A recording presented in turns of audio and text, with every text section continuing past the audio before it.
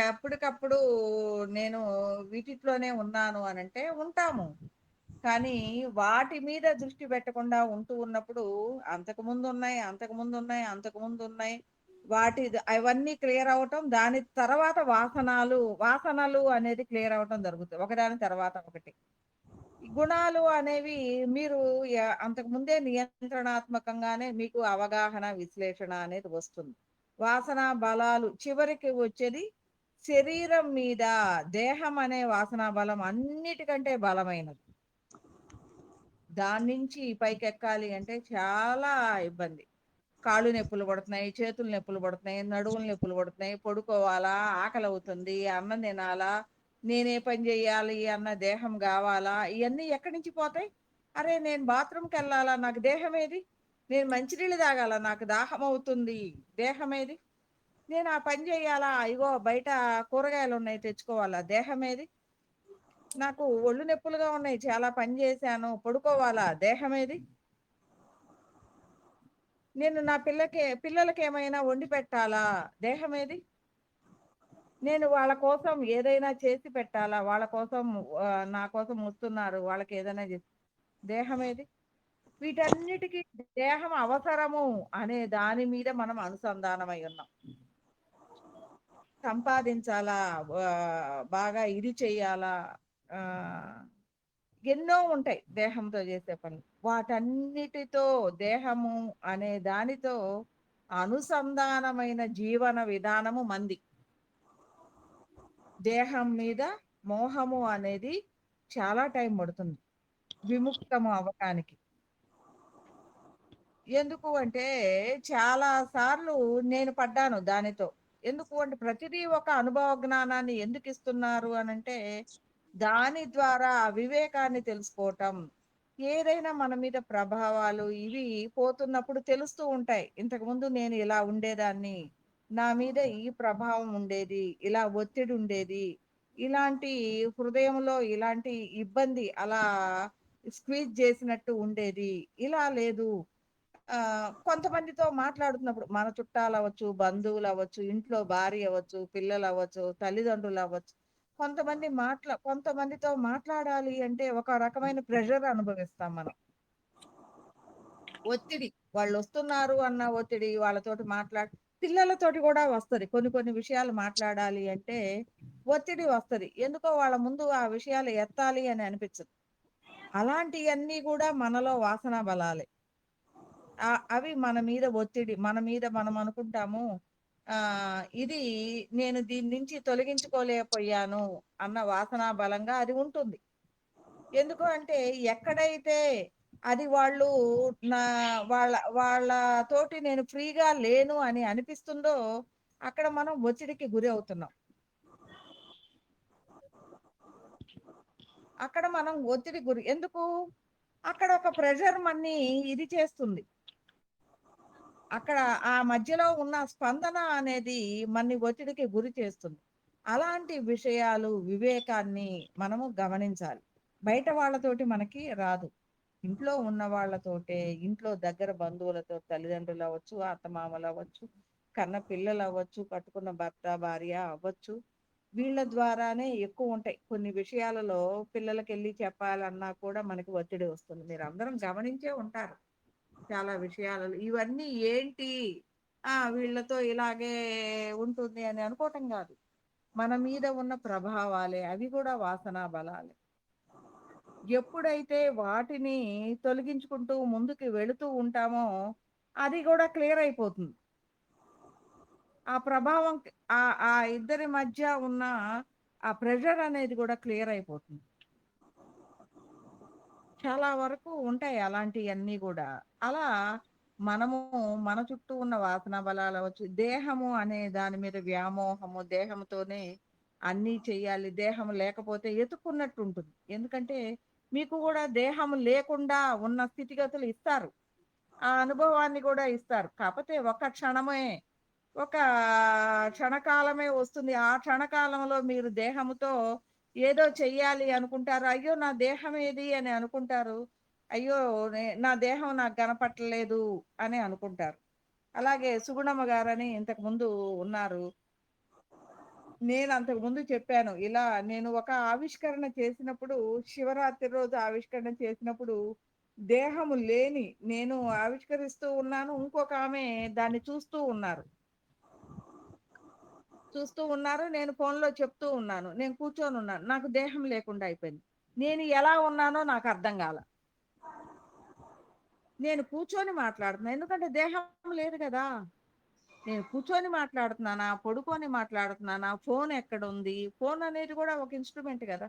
దేహం అనేది గూడా ఒక ఇన్‌స్ట్రుమెంట్ గదా! ఇవెక్కడున్నాయో నాకు అర్థం గాల. ఏంటి ఇది? ఇప్పుడు ఫోన్ ఎక్కడుంది? నేను ఫోన్ ఆపేయాలి.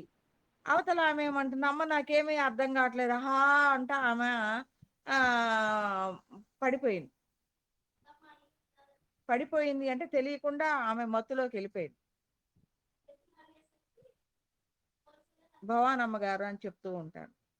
ఆవిష్కరణ నేను చేస్తూ ఉంటాను. మీరు దర్శించి చెప్పండి అన్నప్పుడు, అలాగేనమ్మా అంది. ఆవిష్కరణ చేస్తూ ఉన్నాను. అమ్మా నా వల్ల గాదు. నేనెక్కడికో ఎళ్ళిపోతున్నాను. నాకు ఏమీ అర్థం గాట్లేదు. నేనింక చెయ్యలేను. నేను ఇదవుతున్నాను అని ఆమె ఇంకా మధ్యలోనే ఫోన్ వదిలేసింది. ఆఫ్ చెయ్యను గూడా చేయలేకపోయిందామె. అలాంటిది నాకేమైంది? నా చేతిలో ఫోనుందా? లేదో? లేదు. తెలీదు. ఆ కాన్షియస్ మాత్రం తెలుసు. నా ఫోను పెట్టలేదు. నా ఫోనుంది. నేనెక్కడున్నానో నాకర్థం గాట్లేదు. ఇప్పుడు పడుకోవాలి. రాత్రి 12 అయింది. పడుకోవాలి. పడుకోవాలంటే నేనెలా ఉన్నానో నాకర్థం గాలేదు. పడుకోవాలి నా అని అనిపిస్తుంది. ఫోను బెట్టేయాలి అనిపిస్తుంది. కానీ ఇవన్నీ చెయ్యాలి అంటే దేహం గావాలి. అంటే దేహం కోసం నేను ఎతుక్కుంటున్నా. నేనెక్కడున్నాను? నేనేం జేస్తున్నాను? నా ఫోను ఆన్‌లో ఉంది. ఎలా బెట్టాలి? ఫోనెక్కడుంది? ఫోను కనపడట్లేదు. నా చేతిలో ఎక్కడున్నాయి నా చేతులు? నేనెక్కడున్నాను? నాకేం తెలియట్లేదే అని ఎతుక్కుంటున్నాను. కానీ దేహం లేని స్థితినప్పుడు సర్వాంతర్యామిలో లయము చెందకుండా నేను ఇయన్నీ ఎతుక్కుంటున్నాను. అంటే ఏమైంది? ఇది ఉంటేనే నేను అది చేయగలను అనే వ్యామోహం నాలో ఉంది అనేది తెలియజేశారనమాట. అలాగే సుగుణమ్మ గారని ఇంకొక ఆమె ఉన్నారు. ఆమె ఏదో ఇలాగే క్లాసు విని హ్మ్. పెట్టేసింది. పడుకోబోతుంది. పడుకోవాలి అని అనుకుంది. కానీ ఆమె హాల్‌లో ఉందంట. తనెక్కడుంది తనకర్థం గాట్ల. తను ఎళ్లి హాల్‌లో ఉన్నాను అని కాన్షియస్ ఉంది. ఎక్కడుంది అని అర్థం గాట్లేదు. ఏం మాట్లాడాలి అర్థం గాట్లేదు. ఫోను చేతిలో ఉంది అర్థం గాట్లేదు. అలాంటి స్థితిలో వాళ్ళ కోడల్ని పిలిసి ఆహ్, అంటే వాళ్ళ కోడలు, తను ఇద్దరూ గూడా ఇందులో సబ్జెక్ట్ విన్నవాళ్ళే. అయితే వాళ్ళ కోడల్ని పిలిసి, "అమ్మా నాకేమీ అర్థం గాట్లేదు. నన్ను మంచం మీదకి వదిలిపెట్టు. ఆ రూమ్‌లో మంచం మీద పడుకుంటాను. నన్నక్కడికి తీసుకెళ్ళు" అని అడిగిందంట. ఏందా ఇలా అడుగుతుందని పట్టుకొని తీసుకెళ్ళి "పడుకోండి అత్తయ్య" అని చెప్తే, "పడుకున్నానా నేను" అని అడిగిందంట. "అవును పడుకున్నారు" అంటే, సరేలే అయితే. ఇంకా అలా ఆమె అలాంటి స్థితిని అనుభవించి మరుసటి రోజు ఫోను జేసి, "ఇలా మేడం ఇలా జరిగింది. ఇలాంటి స్థితిని నేను అనుభవించాను" అని.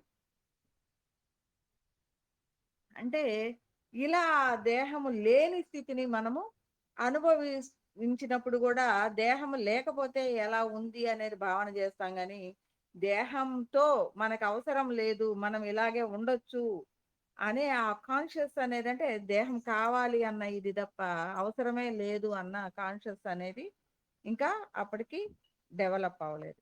తర్వాత కూడా చాలా విషయాలలో పాలొస్తే పాల ప్యాకెట్ తీసుకొచ్చి లోపల బెట్టేసి పాలు కాఫీ కలుపుకొని తాగినట్టు, కూరగాయలొస్తే కూరగాయల అబ్బాయికి పైకి ఇవి కూరగాయలు దెమ్మని చెప్పినట్టు, నేను పాల కాఫీ కూడా తాగిన ఫీలింగ్‌లో గూడా ఉన్నాను నేను.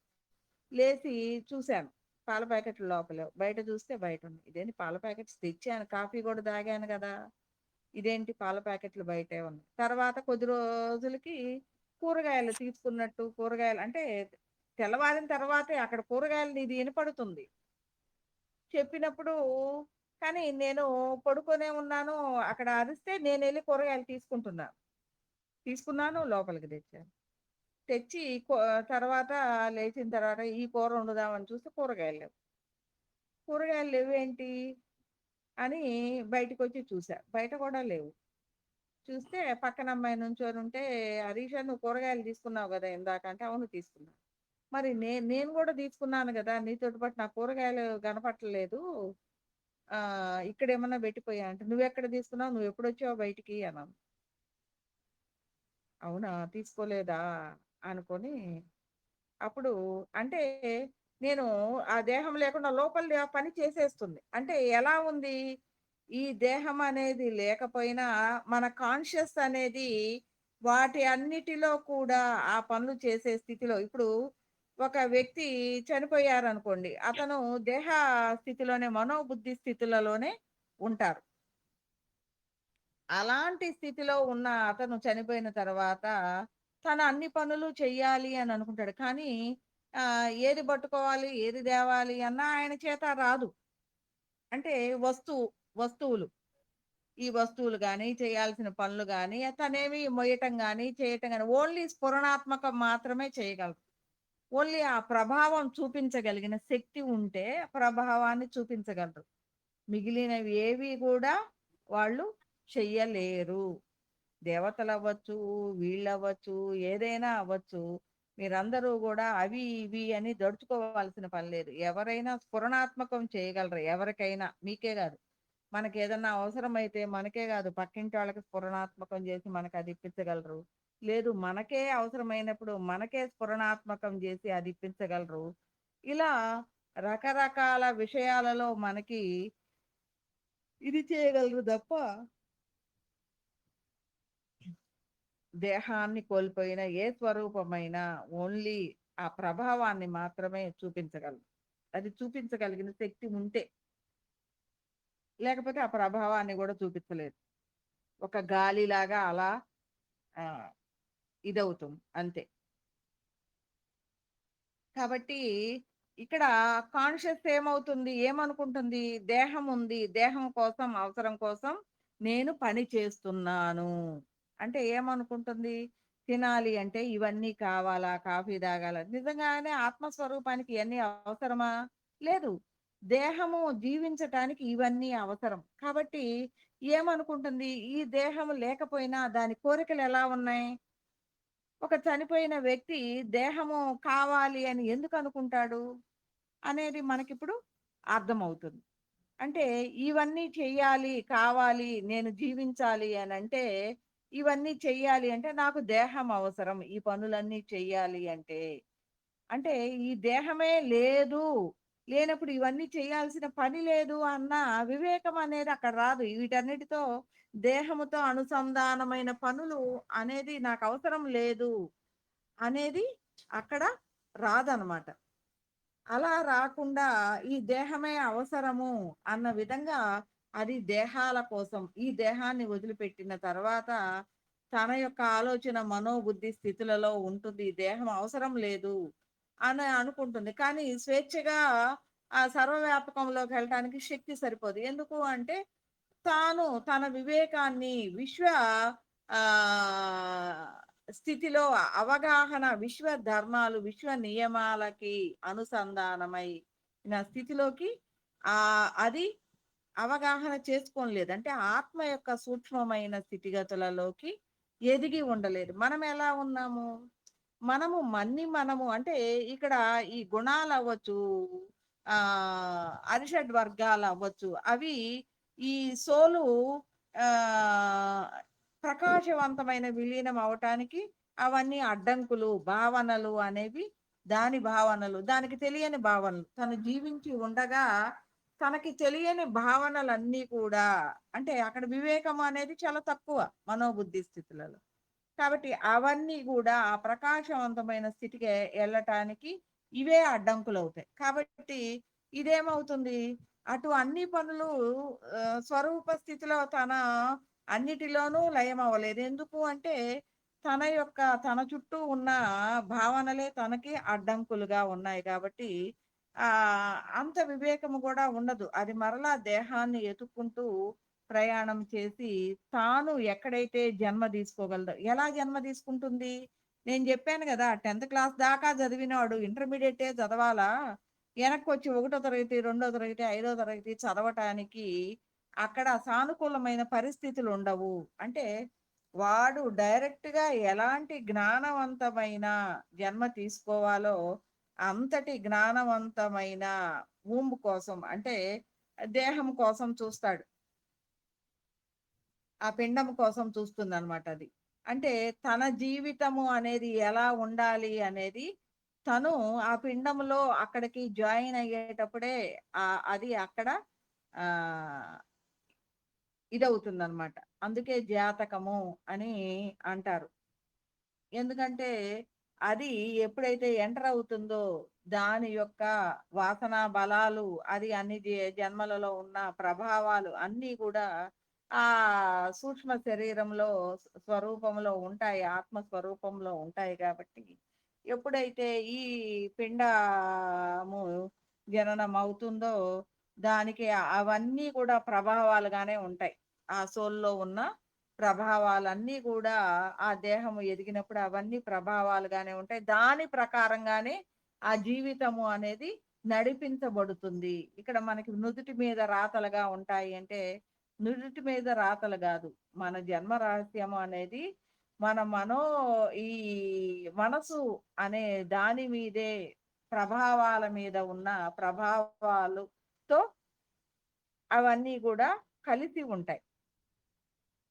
కాబట్టి అలాంటి ప్రభావాల ద్వారా ఉన్న జీవనము అనేది అలాంటి జాతకాన్ని కలిగి ఉంటుంది అనేది మనకి ఎలా ఉంటాయి ఈ ప్రభావాలు మన చుట్టూ ఈ ప్రభావాలకు అనుసంధానమైన గ్రహ బలాలు, నక్షత్ర బలాలు, తిథి బలాలు ఇలాంటి రకరకాలైన ప్రభావాలు కూడా యాడ్ అవుతాయి. అవన్నీ ఏం చేస్తాయి అంటే ఈ మనోబుద్ధి స్థితులలో ఉన్న ఈ అరిషడ్ వర్గాల ప్రభావాలని మన మీద పడేలాగా చేస్తాయి. అవి యాక్టివ్ అవుతాయి. ఇప్పుడు సూర్యుడు బాగా వచ్చినప్పుడు మనలో చంద్రస్థితం ఉన్నప్పుడు సూర్యుడు ఎంత వేడిగా ఉన్నా మనము చంద్రుడు మన మీద ప్రభావంగా ఉన్నప్పుడు మనకి సూర్యుడి యొక్క బలం అంతగా ఉండదు. కొంతవరకు వేడిగా ఉన్నా ఇబ్బంది లేకుండా ఉంటుంది. ఇది ఆపుతుందన్నమాట. అలాగే మనము గూడా మనలో గూడా రవి పైన సూర్యుడున్నాడు. మనలో ప్రభావం గూడా వేడి ప్రభావం అంటే సూర్య ప్రభావం మన యొక్క ఉందనుకోండి. ఆ సూర్యుడు, ఈ సూర్యుడు 2 కలిపి ఎలా ఉంటుందంటే మన దేహం మంటలు మంటలుగా, ఇబ్బందిగా, మానసికమైన సే దుర్బలత్వాన్ని కలిగి ఉంటాం. అంటే అలాంటి స్థితిగతులు ఒకటి చంద్రుడు అంటే మనసు మీద ఆహ్, ఇలాగా రకరకాల గ్రహ ప్రభావాలు అనేది మన మనలో ఉన్న ప్రకోపాలుగా అంటే మనలో ఉన్న ఈ అరిషడ్ వర్గాల మీద ప్రకోపాలుగా ఉంటాయి. కాబట్టి అందువలన ఆ ప్రకోపాల నుంచి బయటపడటానికి దండకడియాలని అంటే వాటి యొక్క ప్రభావాన్నించి యువతలకి రాటానికి.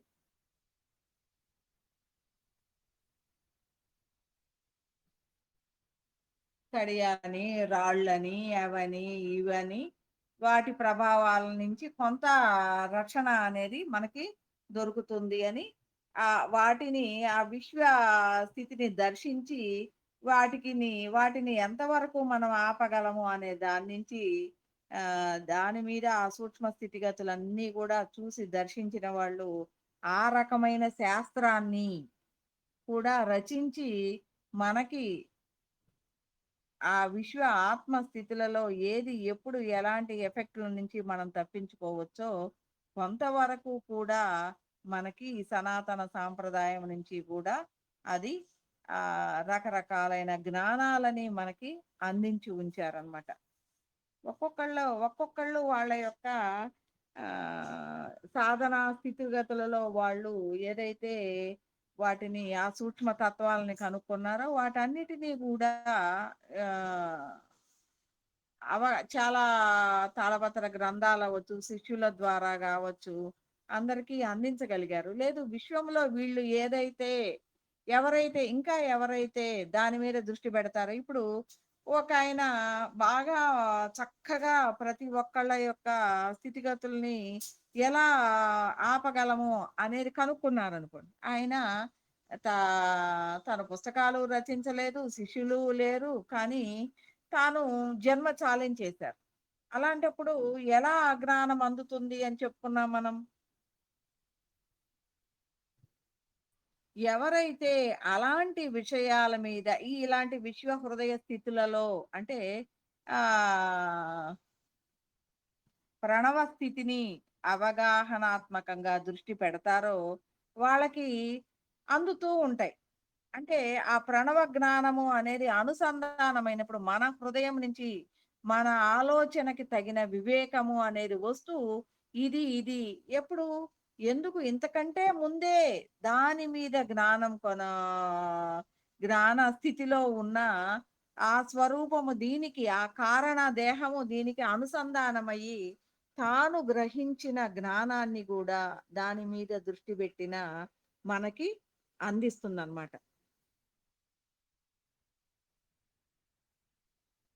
అలాగా మనము ఈ దేహం ఉండగానే ఈ ఆత్మ స్థితిగతులలో ఎదిగినప్పుడు ఈ దేహానికి ఇది అవసరం లేదు దీనితో చేయాల్సిన పనులు అనేది ఈ దేహం ఉండగానే మనము విముక్తము దేహము భావన అనేది విముక్తం అయ్యే విధంగా మనము ఇలాంటి సబ్జెక్టులోకి ప్రయాణం చేసేటప్పుడు అనేక సూక్ష్మమైన విషయాలని గ్రహిస్తూ ఆత్మ యొక్క సూక్ష్మ తత్వాలలోకి వివేకాన్ని ప్రయాణం చేస్తూ చివరికి మన కాన్షియస్ ఏమవుతుంది?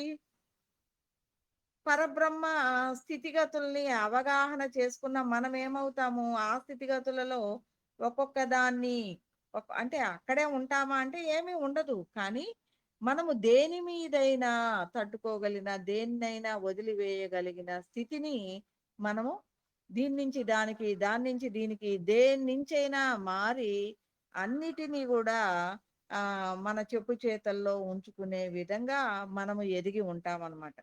దేహం ఉండగానే స్వరూప స్థితిలో పని చేస్తాము. స్వరూపము స్థితి అవగాహన అంటే ఆ పరబ్రహ్మ స్థితిలో ఉండగానే దేహము అనేది మానవత్వము, దైవత్వము, శివత్వము అనే 3 స్థితులలో గూడా మనము పని చేయగలిగినది దేహం ఉండగానే. మానవుడు గొప్పవాడా? దేవుడు గొప్పవాడా అంటే అన్ని పనులు చేయగలిగిన వాడు మానవుడే. అంటే ఆ దైవ స్థితిలో, శివత్వ స్థితిలో, మానవత్వ స్థితిలో, రాక్షసత్వ స్థితిలో గూడా ఉండగలిగింది దేహం ఉన్నప్పుడే. ఎందుకు అంటే అందుకు సాధనాత్మకమైన స్థితిగతులలో ఎదగాలి అనుకున్న వాళ్ళందరూ గూడా మరలా దేహాన్ని తీసుకొని ఆ స్థితిగతులనన్నిటినీ అవగాహనాత్మకంగా ఉన్న గురువులు కూడా మరలా దేహాన్ని తీసుకోవటానికి జన్మ తీసుకుంటూ ఉంటారు.